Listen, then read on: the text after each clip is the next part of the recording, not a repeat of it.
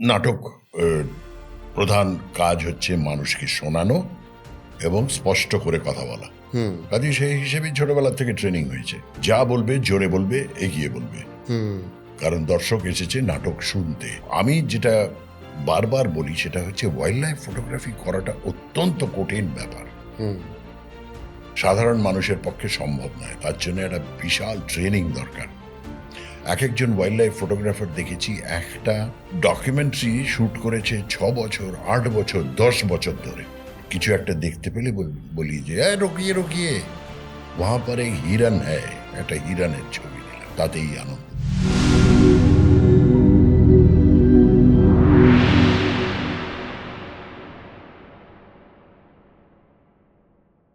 আপনি কি খুব গম্ভীর বাড়িতে? একেবারেই নয়।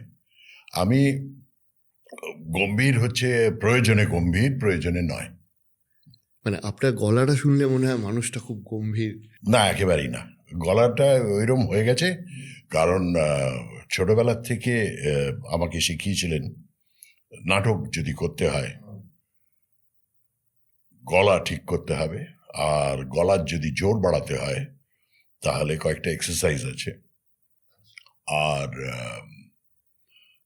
নাটক প্রধান কাজ হচ্ছে মানুষকে শোনানো এবং স্পষ্ট করে কথা বলা।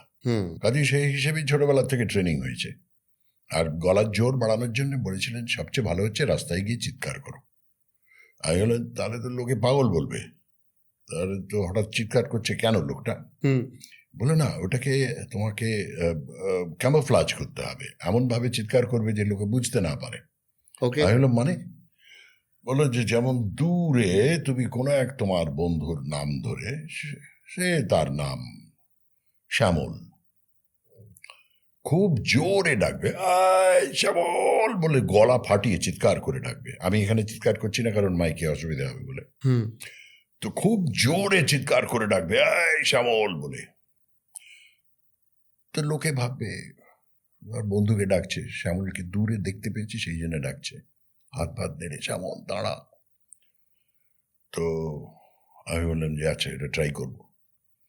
তো তারা বললেন আর একটা ওয়ার্নিং দিয়ে দিই, সত্যি সত্যি যদি কোনো শ্যামল থাকে তাহলে কিন্তু বিপদে পড়তে পারে। যে তুমি শ্যামল বলে এগোলে সে এসে বললো কি, ও আপনার নামও শ্যামল? না না, আমি আমার বন্ধুকে ডাকছি বলে পাশ দিয়ে বেরিয়ে যাবে। কিন্তু কিপ ইট ইন প্র্যাকটিস, গলার জোর বাড়বে। কাজে সেই হিসেবে এরকম কতবার করেছি আমার মনে নেই। মানে সিরিয়াসলি আপনি এটা করতেন? না, এক আধবার করেছি। আচ্ছা। কিন্তু আসলে চিৎকার করে স্পষ্ট ভাষায় জোরে, নাটকের প্রধান কাজই হচ্ছে যা বলবে জোরে বলবে, এগিয়ে বলবে, কারণ দর্শক এসেছে নাটক শুনতে। আপনার কি কোথাও মনে হয় যে এই যে মঞ্চ উপস্থাপনা এটা একটা মানুষের কনফিডেন্সকে বাড়ায়? সব কিছুই কনফিডেন্স বাড়ায়। পলিটিক্সও তো মানুষের কনফিডেন্স বাড়ায়। মাইকের সামনে প্রথমে বলতে গিয়ে অনেকেই ফল্টার করে, কিন্তু একটা সময় আসে যখন ধাতস্থ হয়ে যায়, যখন দেখে যে সেটা যা বলছে সেটা মানুষ শুনছে, কনফিডেন্স বুস্ট। কাজে সেটা শুধু অভিনয় নয়, সেটা যা কাজই হোক, যদি কনফিডেন্স বুস্টিং এর দরকার হয়, do something which বুস্টস your confidence. এবং দর্শক, শ্রোতা, বন্ধুবান্ধব, আত্মীয় স্বজন, আশেপাশের লোকজন সবাই যদি অ্যাকসেপ্ট করে, কনফিডেন্স বুস্টেড। Right right. আপনার থেকে অনেক কিছু জানার আছে, তবে আর একটা আপনার ইন্টারেস্টিং লাইফের জিনিস, সেটা হচ্ছে আপনি ঘুরতে এবং ওয়াইল্ড লাইফ ফটোগ্রাফিতে ভালোবাসেন। এই শখটা আপনার হলো কি করে? প্রথম কথা বলে নিই, আমি ওয়াইল্ড লাইফ ফটোগ্রাফি করি না। আমি ট্যুরিস্ট হিসেবে জঙ্গলে যাই, আমার হাতে একটা ক্যামেরা থাকে, এবং যখন জন্তু জানোয়ার, পশু পাখি, পোকামাকড়ে দেখি, আমার তাদের দেখতে ভালো লাগে এবং ছবি তুলে রাখি যে পরবর্তীকালেও দেখতে পাবো। রোজ রোজ তো জঙ্গলে যেতে পারবো না, তখন নিজের বাড়িতে নিজের ডেস্কটপে চালিয়ে দেখব এবং জঙ্গল উপভোগ করব। সেই কারণে ছবিগুলো তোলা।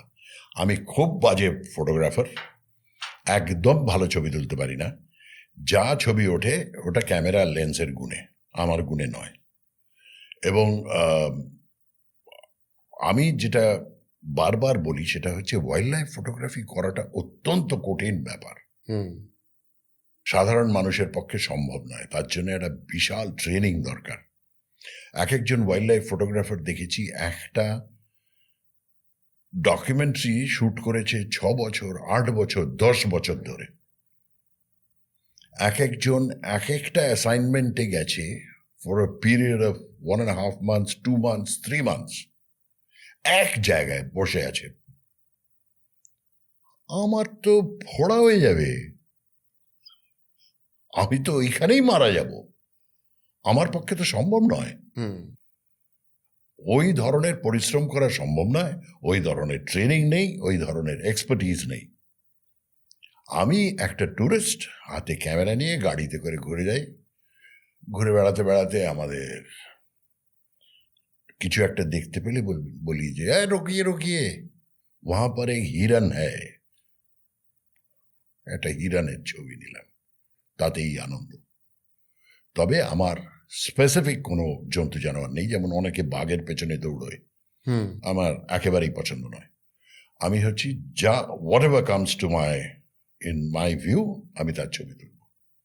এই এত ভ্রমণের মধ্যে এরকম কিছু স্পেশাল এক্সপিরিয়েন্স আছে যেটা সত্যি শেয়ার করার মতো? এরকম দু চারবার হয়েছে, যেমন একটা বাঘের খুব কাছে চলে গিয়েছিলাম। কোথায় ওটা? এটা বান্ধবগড়ে। হাতি পিঠে বসেছিলাম এবং মাহুতকে বলেছিলাম হাতিটাকে একটু ঘুরিয়ে নিয়ে যাবে ওইদিকে। হ্যাঁ, কেন বলুন?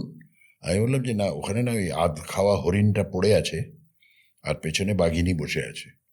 মানে আপনি দেখতে পাচ্ছিলেন? হ্যাঁ, বাঘিনীর আধ খাওয়া হরিণটা খেয়ে ওখানে চুপ করে বসে আছে, আমরা হাতিতে দেখতে পাচ্ছি, আরো 2-3টে হাতি আছে।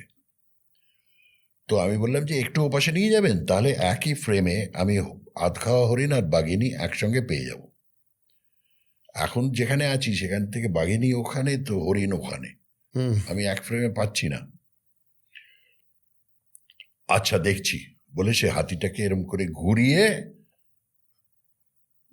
হরিণের ওপাশে নিয়ে গেল যাতে আমি একসঙ্গে পাই। বাঘিনী ভাবলো যে আমি তার হরিণ খেতে এসছি। ওর তো অত বুদ্ধি নেই হুম। যে একটা কলকাতার বিতু বাঙালি, সে যে কাঁচা হরিণ খায় না, সেসব তো বাঘ জানে না। বাঘ শুধু দেখেছে হরিণের কাছে গেছে, হাতি নিয়ে আমার হরিণের কাছে যাওয়া। বাঘিনীটা তেড়ে এলো, জানেন তো। আপনাদের দিকে? হ্যাঁ, বাঘিনীর চার্জ যে কি হয় সেটা সামনাসামনি না দেখলে বুঝবেন না।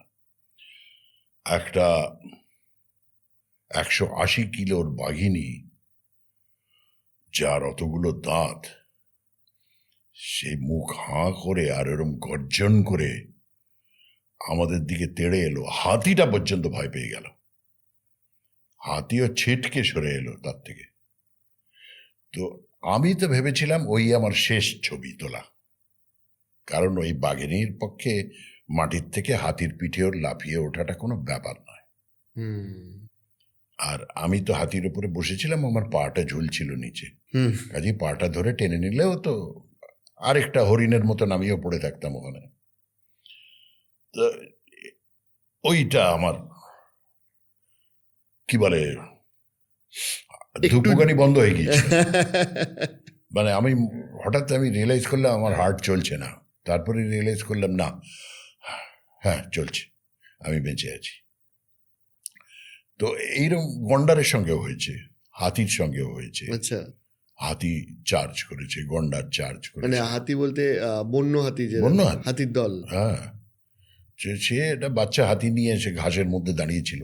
হুম তো আমি তো আর বাচ্চা হাতিটাকে দেখতে পাইনি, আমি ছবি তুলছি, এ পাশে তাদের দল, এ পাশে সেই হাতি আর হাতির বাচ্চা। এটা কি ভারতে না বিদেশে? এ ভারতী গভর্নমেন্ট। আচ্ছা।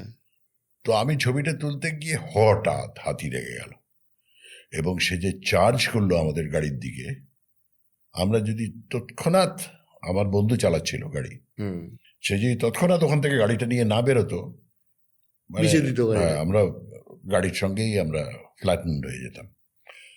তো অনেক খানিক এগিয়ে গিয়ে দাঁড়ালাম, তখন দেখলাম যে হাতিগুলো রাস্তা পেরোলো এবং পেছন পেছন একটা ছোট্ট হাতি। সেই কারণেই ও প্রোটেক্টিভ, বাচ্চাটার জন্যে ও ভীষণ সেন্সিটিভ থাকে। এমনি হাতিকে খুব ইন্টেলিজেন্ট প্রাণী হিসেবেই তা তো বটেই, বলা হয়। যথেষ্ট ইন্টেলিজেন্ট, কিন্তু বাচ্চার ব্যাপারে ভীষণ সেন্সিটিভ।